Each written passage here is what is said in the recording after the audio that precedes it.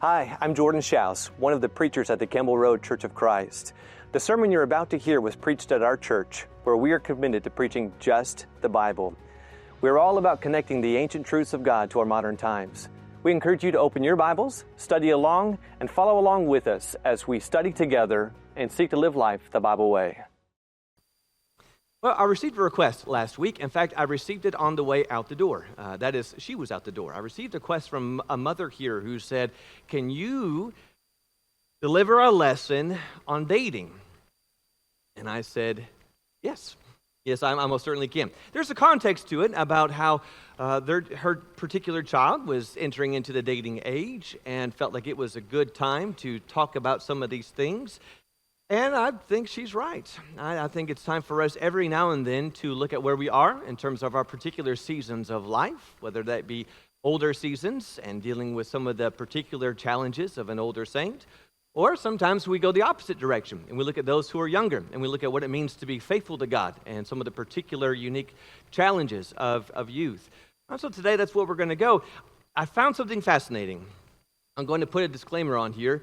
What I'm going to share on the board may not be right or true.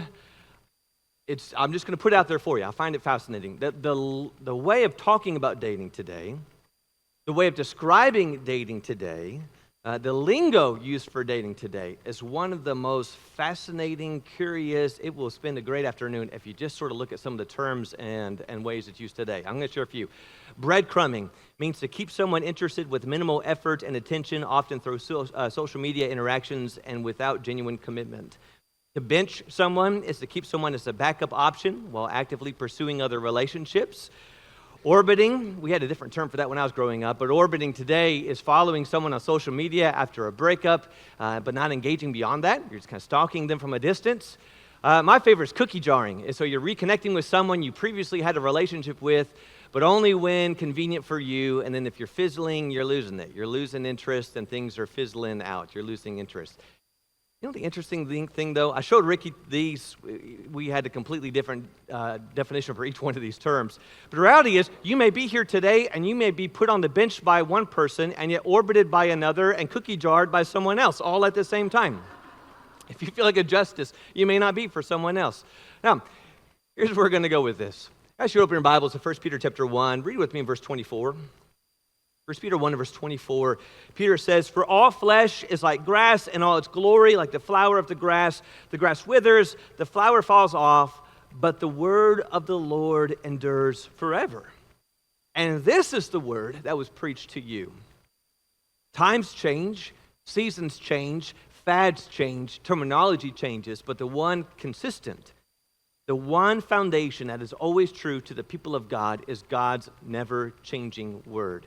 While dating may seem complicated in terms of its terminology and approach today, the reality is, while some may say it's complicated, understanding the will of God is not complicated.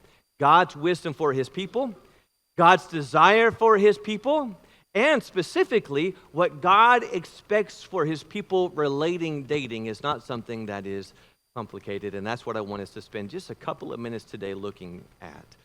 What wisdom can we draw from the Word of God to help us understand how to navigate the season of dating in a way that would honor our God? Now, it may be tempting for us to think it's not marriage, it's not that serious. Why do we have to talk a lot about dating when it's not as serious as marriage? And I would just say in 2 Corinthians chapter 5 and verse 10, Paul said that we will all appear before the judgment seat of God, and we will all give an answer, a recompense for the deeds that we have done in the body, whether good or evil. And that's not just the serious choices, that's also the casual choices. We will give an answer for everything, and that includes what we do in dating.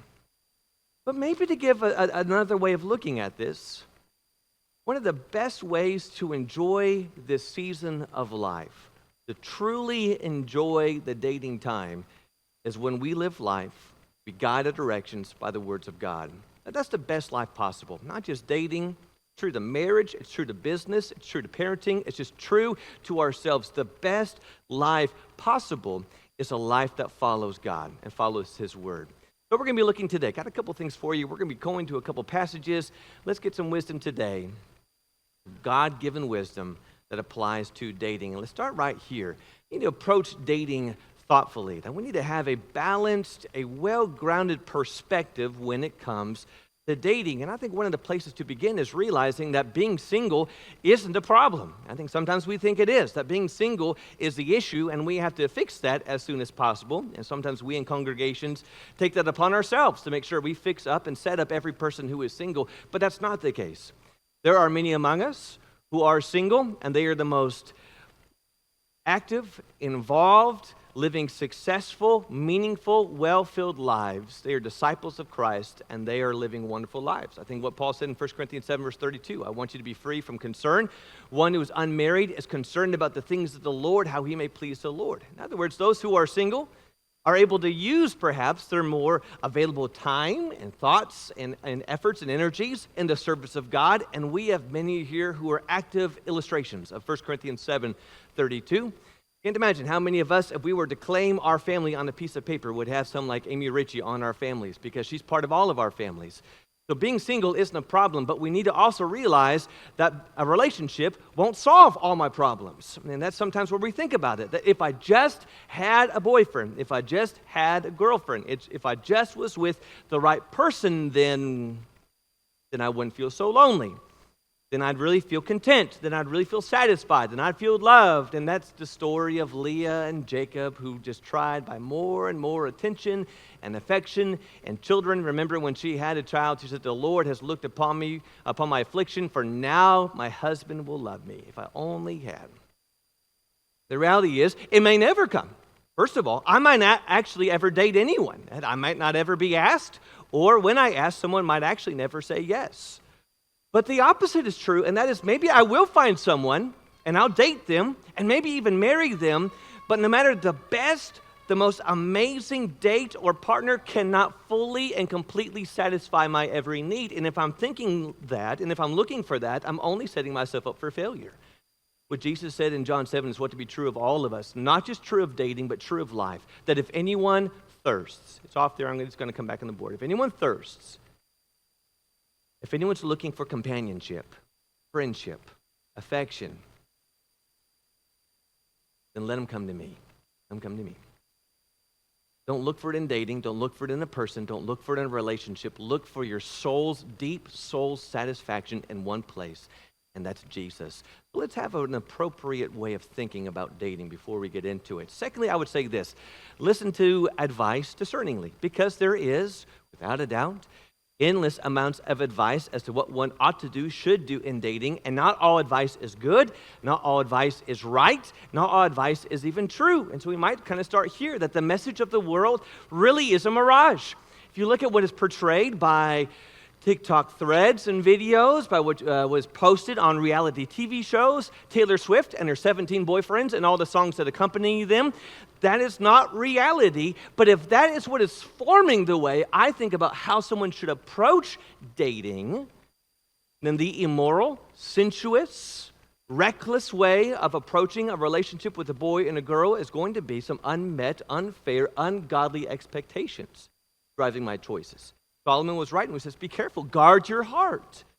Don't just let any influence, any voice, any example be what it is I am using for a basis of right and wrong. And I think we need to put right here next to that is I need to be really careful about the friends I have. Bad friends bring bad consequences. That is, if I surround myself with a lot of ungodly voices, with friends who don't care anything about God, anything about what's right or true, then I really shouldn't be surprised then when they're encouraging me and promoting me to live a life that would disobey God's laws. David's son Amnon lived that first case. His grandson Rehoboam lived that firsthand. There's something to be said about those who allow bad company to change, to corrupt, to twist the way we're trying to live and to think. Or maybe to look at it this way, in Proverbs 13, verse 20, that whoever walks with the wise becomes wise, but the companion of fools will suffer harm. The path I choose depends a lot on the friends I choose, the people I choose to listen to and surround myself with. And so if I'm surrounding myself with friends that are encouraging ungodly thinking, actions, and behaviors, I'm going to reap what it is I'm sowing. I need to be careful about the people I have in my sphere of influence. And one of the most important things I can do in the season of dating, what those in the majority of young voices or TikTok threads would probably encourage against, what Satan certainly wants to discourage in the minds of those who are younger, but what God gives as a constant, continual brick, foundation for those who are young, is listening to the voice of godly parents. In your text, I want you to go with me to Proverbs chapter 4. I'm not going to have this on the screen. Turn in your Bibles with me to Proverbs chapter 4. Proverbs 4, the wise man says in Proverbs 4, beginning in verse 1, he says, "Hear, O sons, the instruction of a father, and give attention that you may gain understanding, for I give you sound teaching. Do not abandon my instruction. When I was a son to my father, tender and the only sight of my mother, then he taught me and said to me, let your heart hold fast my words. Keep my commandments and live. Acquire wisdom. Acquire understanding. Do not forget nor turn away from the words of my mouth.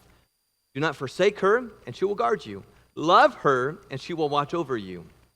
The beginning of wisdom is acquire wisdom. And with all your acquiring, get understanding. Prize her, and she will exalt you.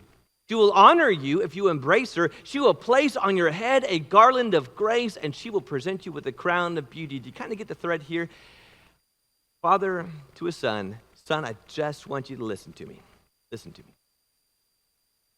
If there's any pleading here from godly parents to those of you who are younger, the plead comes from two places. One, godly parents will have a lot to say about dating. They'll have something to say about when they think it's appropriate to start dating. They'll have something to say about the people you date.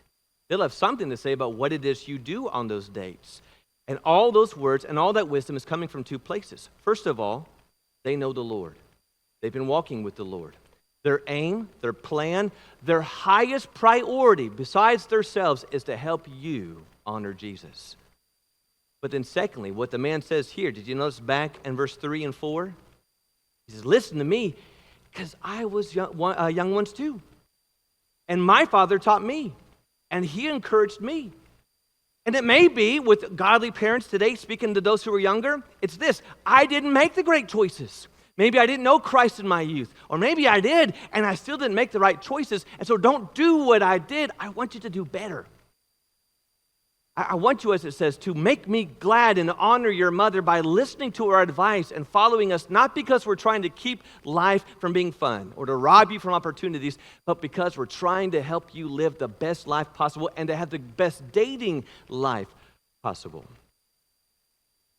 This also is corresponded with the idea of just good, godly sources, voices, mentors, teachers, examples among us. It would be great, and the Lord has blessed us here so richly at the Kimball Road Church to be able to look far and wide, those of you who are younger, and to say, you know, I like the example of their marriage. I like their parenting. I love their home and how wholesome and godly and pure they are. And the Hebrew writer would say, when you see something like that, when you see those who are godly, doing what's right to the best of their ability, you can't help but want to follow their example. And that's what we ought to do. Get your eyes off the world, turn off your phone, turn off social media in terms of the source of your wisdom, and look to those who you know are going to be an example of what it is you are striving to be. Next, our next point, I've lost number, so here we are, we just keep going on. Choose your dates carefully. Choose your dates carefully. I think, but I'm not getting married, so why does it really matter? Kind of want to test the water. So why does it really matter who I date so long as I don't get married? Well, just because I may not be getting married to this person after this date doesn't mean I get to throw all caution to the wind. This isn't sitting down for a cup of coffee with a friend. The nature of what's taking place in a romantic engagement between a man and a woman causes us to be very thoughtful, cautious to what's taking place in this relationship. And I would simply put all that together in two thoughts. First of all, don't be led by lust. Don't let the decision I'm dating purely, simply be made on attraction alone. Is attraction there? Absolutely. Absolutely it is. We're not saying date someone that you're not attracted to. We don't even do so. The high schoolers love, I've told the story, and they love to hear it, of when I was dating in college, and I did this. I didn't follow my own advice. And so there was a lady I was working with at the grocery store, and I thought she was cute, and so I asked her out, and we went on one date. And I was starting the preaching journey then, and so it was not far in our first date conversations as we're getting to know each other. I said, hey, she asked what I wanted to do with my life, and I said, well, I'm a Christian, I believe in Jesus, and I want to preach the gospel. That's what I want to do with my life. And so I turned it around and said, how about you? Believe in God? You go to church anywhere? And she said, actually, I'm a witch, and I sacrifice animals in the woods. But Holly has come a long way since then, so we are just...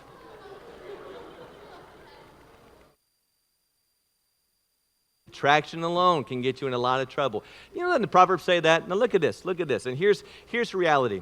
And the reality is, for some of you, this may be insulting, but I can tell you I have seen this time and time again. They'll bring in their dates, they'll bring in the Bible studies, they'll bring them to the home, and they're pretty. The guys are all chiseled, lots of muscles, got that jawline. She's got all the figure. Man, they're rude. And they're mean to them. Like while we're there, the way they talk about them and the way they talk about their parents. And my question is, why did you choose them? And it's this. Oh, but look at the ring. Look how beautiful they are. Look how handsome he is. And I'm saying, I can't see the ring because all I see is where that ring is placed. Do you realize it? And yet, we laugh at that, and some of you have lived that. That's the person I married. And the thing is, it's like, well, I never saw the pig. Yeah, because you're so enamored on the ring. Guess what? I used to have a lot of hair. Some of you did too. Beauty will change. Beauty will change. And that's not the joke. Beauty will change. Appearance will end.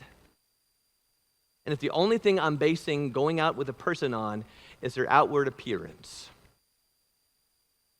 I'm inviting myself for a world of trouble. Instead, I need to be looking at the heart. Now listen, here's what I did not say. Find someone who's in this church building. Didn't say that. We can have some pew potatoes among us. Didn't say that. Find someone who owns a Bible. I didn't say that. Look at the heart. Are they kind? Are they a kind person? Do they talk to you kind? Do they honor their parents and the way they talk about their parents and listening to their parents?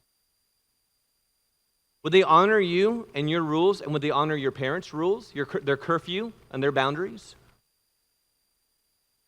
Do they have any heart for God and a thought for God at all? Would they honor God's will? Or would they honor your desire as a Christian to try and serve God? Or would dating this person be a consistent daily battle to just be and do what's right?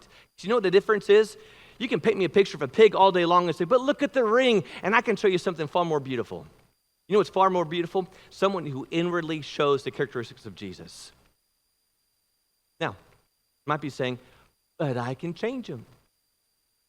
Only in fairy tales, when you kiss a frog, does it turn into a prince. In a large sense today, what you see is what you get. But here's the other thing. Have some of you changed from when you were 16, 17, 18? But do you know anyone today who you knew when you were 16, 17, 18, and they may be 40, 50, 60, and they never changed? You know why they changed? Look at this. Because they have the heart. They have a heart too. I'm looking at the heart. Don't show me someone who has a Bible. Show me someone who knows the Bible. Don't show me someone who shows up in the building. Show me someone who actually cares about God and is trying to do what's right for him. Choose your dates carefully, selectively, patiently. The Instagram picture may not be as handsome or pretty as others, but I guarantee your life will be all the more richer. Your dates will be all the more enjoyable when you choose to date someone who has a heart for God and a heart for what's right. Guard your purity, and you got to guard it fervently. Purity is defined as that which is free, clean, removed from that which is defiled, filth, stained. I don't want to say that just purity by itself is not something that's isolated to one's youth. And usually we talk about it that way. When we talk about young people, we talk about their purity and the purity of their lives and their pursuits. But really, as John would say in 1 John 3, beginning in verse 2, he says, "Beloved, we are God's children now, and what we will be has not yet appeared, but we know that when he appears, we shall be like him because we shall see him as he is." Catch it? When Jesus appears, those who are in him, a part of him, will be just like him. Verse 3, "And everyone who thus has this hope in him purifies himself as he is pure. Did you get that? If my hope is to be like Jesus in the hereafter, then I have to be working on being like Jesus in the here and now. I have to be transforming my life. I have to be pure. Now, as our brother Jake led us in the song, absolutely it applies to those who are younger. But those who are pursuing as young, fervent, serious disciples of Christ. Can I say that again? We have some here who have dispelled the myth. Your lives are dispelling it day by day, that you can be young and serious about Christ. There's some who say, well, when they get a little older, we'll get them serious. Not our young people. Our young people are some of the most serious, godly, Bible knowledge, Holy Spirit-filled people that I know. They're amazing because they are listening to the Word of God. When it comes to purity, though, sometimes what we do is we kind of put this spectrum and we got God and all of who He is, of how we might define Him as light and good and holy and right and pure on one side. And then we got sin. Then is everything we could define it as, is that which is dark and evil and destructive and deadly and all these things. And we sort of put it on this spectrum with our choices and we say, all right, we got a passage like 2 Timothy 2:22, which says, flee from youthful lust. And so I can't go over here. I can't pursue it, so we're just not going to cross the line. The line might be right here. I'm just not going to cross the line. I can get real close. So we're not going to fornicate, but we can get real close. We can get real active. And so we're not supposed to send certain pictures to each other, but we can send some things to each other. Do you notice what he said? Protecting purity is far more than just what it is I flee or what I avoid. It actually has a lot more to do with what it is I pursue. Someone who is actually concerned with purity, it's not just defined as someone who says, I'm going to get as close as possible, but not cross the line. Let me show you how strong I am. I can stand right up next to the lion and not get bit. No, Paul says, I want your life to be completely defined as something that's different. That the things you're pursuing and thinking and acting, it's not even close to that. Every action, even in dating, the way I talk to my date, the way I engage with my date, the things we do on the date, it's not even close to the things I know God doesn't want for me because I'm pursuing something different. Let's make this a little tangible. In our purity, first of all, it starts in my actions and the things that we engage in on our dates.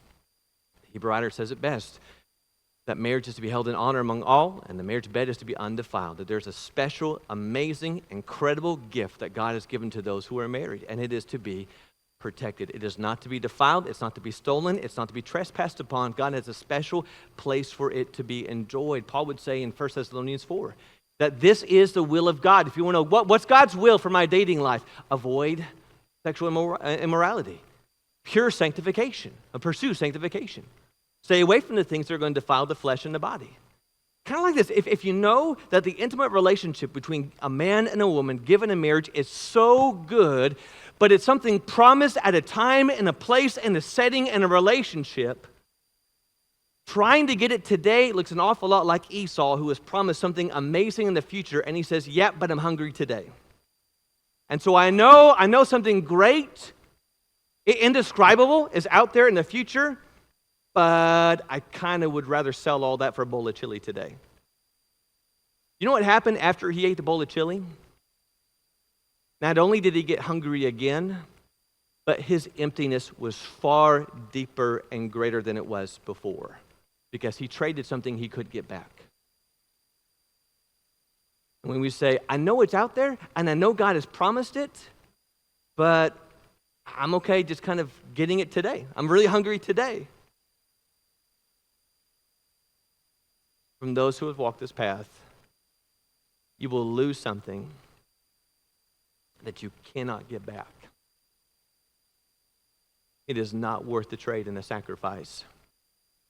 Daniel sets the example. These lines, these boundaries of what we set on the date cannot be set in the moment. Cannot decide when I'm on the date, when I'm out with my boyfriend or girlfriend, that at this moment, here's our boundaries. Let's set it up right now. No, that's when you fail. There are boundaries. There are lines. There are choices that are decided today. I may not even be dating anyone, but I still know it at some certain point when I am dating someone, there's some lines I'm not going to cross if I'm going to be faithful to God. And so in my actions, I'm going to be pursuing purity. But that's also in my words. I think sometimes we overlook this one. We say, well, just be careful when you're out on your date with this person and guard your boundaries. But what are the things that we're texting each other? Mom and dads. Mom and dads. Can't say this enough. We're not their friends. I'm not my children's friends. And I love my kids. And we have a lot of fun. And we're not roommates. They're not paying any rent. I have every right and every expectation to read every message that my children are posting and sharing today. Every single one. If they own a device, it's my device, and I have a right to see it if I care about their purity. But my kid's a good kid. I trust my kid, and I could tell you story after story after story of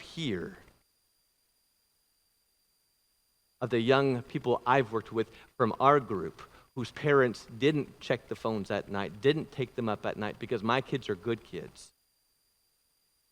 And they are good kids. Got caught up in a world of bad. We don't text immoral things.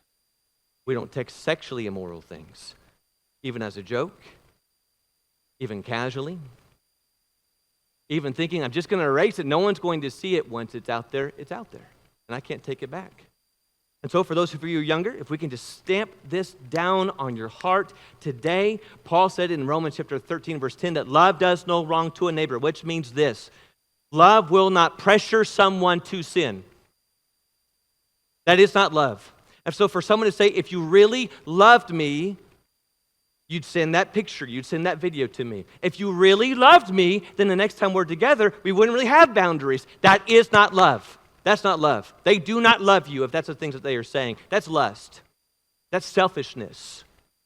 That's someone who does not have your best interest at heart. Love will not push, pressure, or partner with someone in sin at all. And that involves the things I'm saying, talking, and texting about. Be very, very careful about those things. And then even isolated in my thinking, Jesus said it very clear that sexual immorality finds its origin in the heart. It starts in the things that we're thinking about. I would just encourage, for all of our young people and for moms and dads, you remember what it was like being 14? I didn't think about getting married at 14. I really didn't know girls existed at 14, 15. But because of the nature of the way our world works and how much information is just vomited all over our young people, the statement that's made in Song of Solomon 8 and verse 4 about not arousing or awakening love at the inappropriate time. Let our kids be kids. Right? Like, just let them be kids. Do not come up to us when my toddlers are holding another toddler's hands and saying, oh, they're dating. No, they're not. They're not. I've signed no documents. They're not getting married. They're kids. Like, let our kids be kids. Let them enjoy the innocence of being children and try and protect it and preserve it as long as possible, because when it's lost, it's lost. Now, for some here, and I mean this with as much compassion, and I will say this as tenderly as I possibly can. We don't talk about this a lot because of the nature of this, and rightly so. Pornography is a plague. It's ravaged our church, as it's ravaged every church and every home across the nation. If you're thinking, I don't know about that, then you just don't know the reality of how far this really has spread. But I'll tell you this: if you try and live with it and control it, it'll destroy you. But if you seek the right help and care, with the power of God's grace, it can be destroyed. It can be overcome. I realize asking someone to come down forward and to confess something of that nature is next impossible and probably not the right thing to do. But I do promise you this: if you're here this morning and you're struggling with pornography, you have 8 amazing shepherds and shepherds' wives, and you have a friend in the pulpit who would love to talk with you. Please, don't fight this battle alone, because it can be won and overcome. Now, in light of all of this, if I've crossed the line, I chose not to listen to the wisdom of God and the wisdom of my parents, and I chose to go too far. I didn't listen. You can always come home.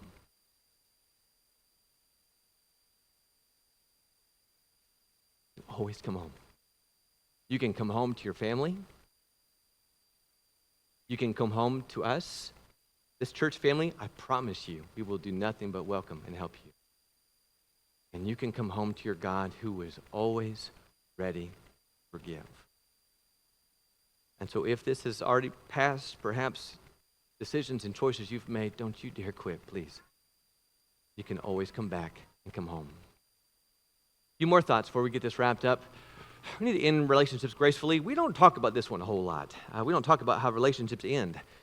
Reality is, most people don't date the same person that they end up marrying, one all the way through. The high school sweethearts, does happen some, and we have some among us, but more often than not, the first person you date is not the last person you date.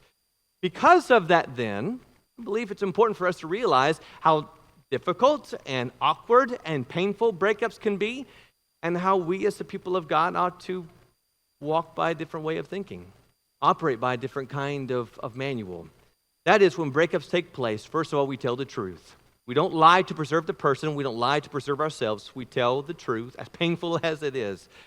But then we don't sin with our tongue.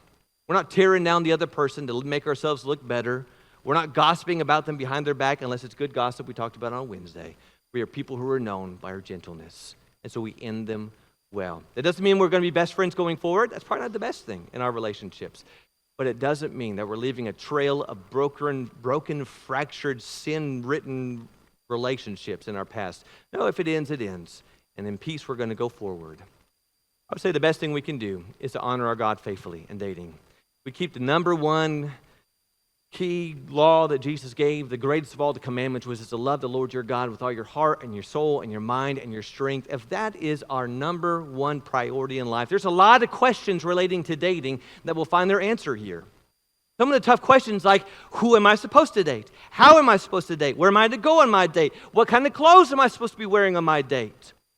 How far is too far in my date? We won't have a hard time finding the answer to those questions if this law is guiding our steps. If it really is our pursuit, as Paul said, to please God in everything. Because more often than not, if we have to ask the question, do you think God would be honored with this?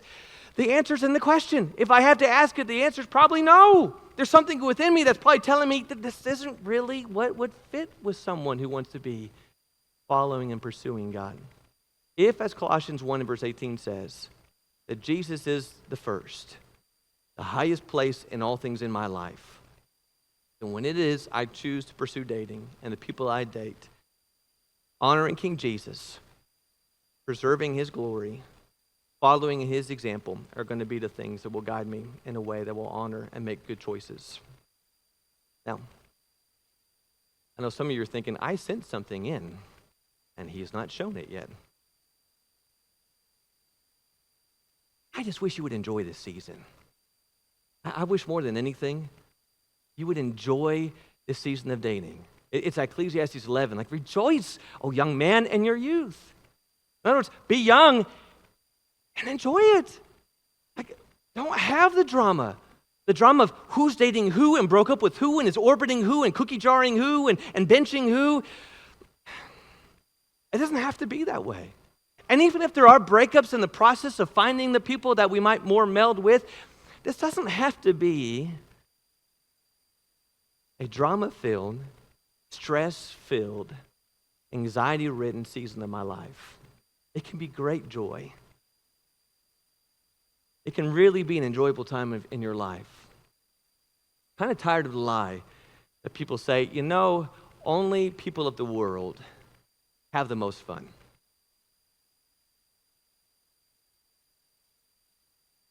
No, the people of God have just as much fun. But the difference is their fun doesn't end in shame or disgrace. Do you know why I know it?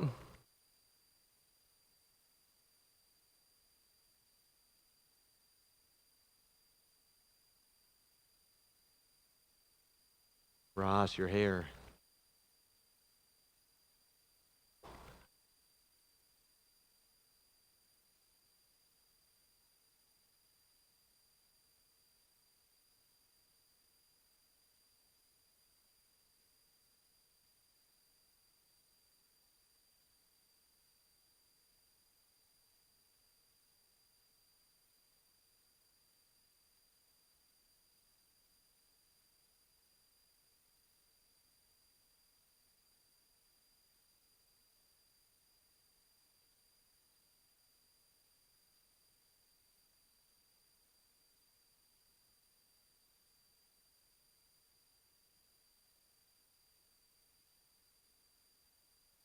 Isn't that great?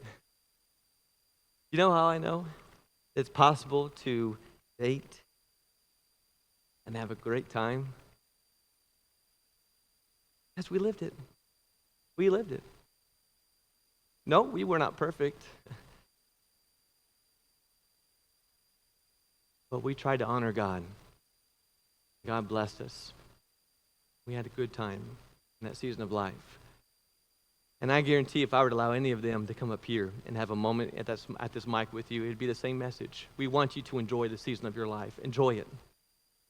Enjoy the fun of dating and getting to know people and going on fun trips and dates and adventures. But you will enjoy your dating the best when you love King Jesus and follow him the most. Jesus says, I came that you may have life and have it abundantly. There truly is an amazing and an incredible life that's found in Jesus. And that's true of the life in the youth and the life of dating. But the most amazing and greatest gift of this life begins in harmony and union with Jesus. Don't leave Jesus in the back seat when you go dating. Don't leave Jesus in the pew when we leave out from here and we go forward in our lives. The best life possible is a life that's lived in Jesus. And so this morning, if you've not started your journey with him, if you've not made that great confession that Jesus is the Christ, the Son of God, have turned from your sins and put him on in baptism, then today, the greatest joy you could ever experience is a life in him. All sins forgiven, walking in unison with the God who made you. And if we could talk to you about that or pray with you, we'd love to do so. Or if you're here this morning and you've allowed some sins and some difficulties or challenges of the world, they've come in and made life difficult this past week, and you would like some help and some comfort and some prayers, we'd love to help you. If you feel heavy laden from things from this past week and would like the prayers of the saints, we would love to help you with that. So if you're here this morning and you need some help at this moment, just come and make it known if we can help you in any way while we stand and while we sing. Thank you so much for listening to this sermon. You can find more sermons and resources at our website, thebibleway.com. If you have any questions over anything that you've heard, we'd love to talk about them with you, and you can contact us at info@thebibleway.com. If you'd like to study together, we'd love to meet with you face-to-face. Contact us through our website or come to meet us face-to-face this next Sunday. We'll have a seat saved just for you.